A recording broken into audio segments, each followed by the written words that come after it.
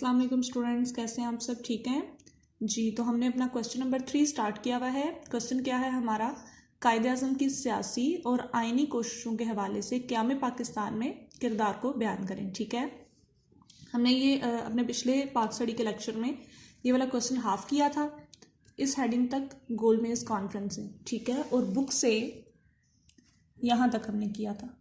ठीक है, आज हमने इसका नेक्स्ट जो हमारा रह गया है वो करना है। नेक्स्ट जो हेडिंग है हमारे पास वो है कायदे आज़म बतौर मुतफ़िका लीडर। ठीक है, ये जो टॉपिक है ये हम करेंगे। इसमें हम देखेंगे कि कायदे आज़म ने किस तरह जो है वो मुस्लिम लीग के लिए और मुसलमानों के लिए काम किया और कैसे जो है उन्होंने तमाम मुसलमानों को एक जो है वो परचम तले इकट्ठा किया और उनका नज़रिया एक किया। ठीक है, और लोगों के दरमियान जो है बरसगीर के जो दूसरी अक़वाम हैं उनके सामने ये चीज़ साबित की कि जो मुसलमान बरसगीर में जिन इलाकों में अक्सरियत से हैं उनके लिए अलग वतन होना चाहिए। ठीक है, ये हम इस हेडिंग में पढ़ेंगे। तो बुक पर से देखते हैं। बुक से हमारा ये हेडिंग यहाँ से स्टार्ट होगा। ठीक है, हुकूमत बरतानिया ने गवर्नमेंट ऑफ इंडिया एक्ट 1935 मंजूर किया, मगर कांग्रेस और मुस्लिम लीग दोनों जमातों ने ही इसे नापसंद किया, कांग्रेस ने भी और मुस्लिम लीग ने भी। ताहम इसके सूबाई हिस्सा को कायदे आज़म की तहरीक पर कबूल कर लिया गया। 1936 से 37 के आम इंतखाबात में दोनों जमातों ने हिस्सा लिया। ठीक हो गया। 1935 में कायदे आज़म मोहम्मद अली जिन्ना रहमतुल्लाह अलैह ने लामा मोहम्मद इकबाल रहमतुल्लाह अलैह और दूसरे सरकर्दा मुस्लिम लीगी रहनुमाओं के कहने पर इंग्लिस्तान से वतन वापस आ गए। ठीक है, तंग आकर यहाँ के हालात से, ठीक है, जो कायदे आज़म है वो चले गए थे नाराज़ होकर इंग्लिस्तान, लेकिन अल्लामा इकबाल और दूसरे हमारे जितने भी मुस्लिम लीगी रहनुमा थे उन्होंने इन्हें वापस आने की ताकीद की और उन्हें यह एहसास दिलाया कि मुसलमानों को उनकी ज़रूरत है। उनको मुस्लिम लीग की सदारत सौंप दी गई। आपने दिन रात एक करके मुसलमानों को इसके परचम तले जमा किया। 1940 में लाहौर में मुस्लिम लीग का सालाना जलसा मुनक्किद हुआ, जिसमें हिंदुस्तान के मुसलमानों ने मुतफ़िका तौर पर एक करारदाद मंजूर की कि हिंदुस्तान के मुसलमानों को एक अलग हिता की ज़रूरत है। जहाँ पर अक्सरियत से हैं मुसलमान वहाँ पर उनके लिए अलग वतन होना चाहिए, जिसमें वो अपनी अक्सरियत के बलबूते पर अपनी ज़िंदगी इस्लाम के असूलों के मुताबिक गुजार सकें।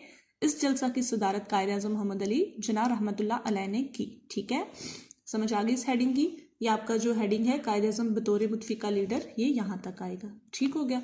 उसके बाद नेक्स्ट जो हेडिंग है हमारे पास वो है इंतखाबातें 1945 से 1946, जो कि स्टार्ट हो रहा है यहाँ से।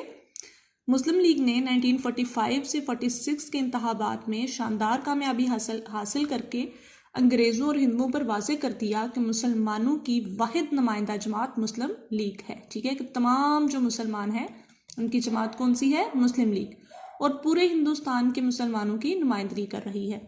इन इंतखाबात में आपकी क़यादत में मुस्लिम लीग ने मरकज़ में 100% और सूबाई असम्बलियों में 90% कामयाबी हासिल की। ठीक है, जो कि एक बहुत बड़ी कामयाबी थी मुस्लिम लीग के लिए, एक नई जमात के लिए। ठीक है, ये आपका हेडिंग हो गया इंतखाबातें 1945 से 46। अब नेक्स्ट हमने करना है कायदे आज़म और काबीना मिशन। ठीक हो गया, ये हेडिंग यहाँ से स्टार्ट होगा।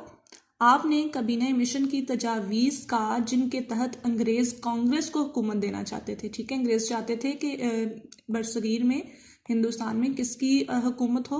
हिंदुओं की। ठीक है, कांग्रेस की, कांग्रेस क्योंकि हिंदुओं की जमात थी ना, तो उनकी हुकूमत हो। डट कर मुकाबला किया किसने? कायदे आज़म ने और मुस्लिम लीग ने। ठीक है, और हिंदुओं की हर चाल को नाकाम बना दिया। इस मिशन को बिलाहिर तस्लीम करना पड़ा कि मुस्लिम लीग को किसी तौर भी नज़रअंदाज नहीं किया जा सकता। ठीक हो गया, यहाँ तक आपका ये हेडिंग आएगा कायदे आज़म और काबीना मिशन। उसके बाद है हमारे पास अगला हेडिंग क़याम पाकिस्तान, जो यहाँ से स्टार्ट हो रहा है।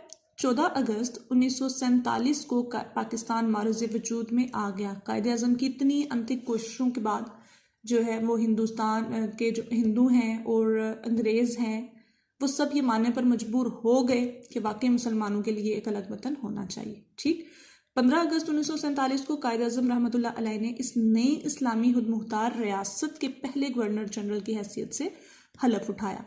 15 अगस्त 1947 को क़याम पाकिस्तान, ये आपका हेडिंग होगा क़याम पाकिस्तान, यहाँ तक हलफ उठाया, ठीक है। उसके बाद है हमारे पास अगला हेडिंग कायदे आज़म की वफ़ात, ठीक, जो यहाँ से स्टार्ट होना है। क़याम पाकिस्तान से कुछ अरसा पहले कायदे आज़म रहमतुल्लाह अलैह की सेहत ख़राब हो गई, लेकिन इसके बावजूद वो दिन रात अपने फ़राइज़ सर अंजाम देते रहे, ठीक है, कि इतना काम जो उन्होंने मुसलमानों के लिए किया हुआ था उसको ज़ाया नहीं होने देना चाहते थे, ठीक है। तो इसलिए अपनी ख़राब तबीयत के बावजूद उन्होंने अपना काम जारी रखा। उनको आराम का हरगिज़ मौका ना मिला, जिसकी वजह से इनकी तबीयत और ज़्यादा ख़राब हो गई। जुलाई 1948 में बीमारी ने शिद्दत इख्तियार कर ली और आखिरकार 11 सितंबर 1948 को अपने हालके हकीकी से जा मिले, ठीक है। कब उनका इंतकाल हुआ? 11 सितंबर 1948 को, ठीक हो गया। ये आपका क्वेश्चन नंबर 3 है जो आपने अटेम्प्ट करना है, याद करना है। ये अपने सारे हेडिंग्स जो है ये भी आपने नोट करने हैं, ठीक है। और आप पहला जो हाफ था वो तो आप याद कर चुके हैं ना, ये वाला इसका आंसर, ठीक है। तो अब आपने ये पूरा याद करना है, अगला हाफ नहीं करना, ठीक है। पिछला भी 7 और ये आगे वाला भी 7 ही आपने याद कर लेना है, ठीक हो गया। अल्लाह हाफिज़।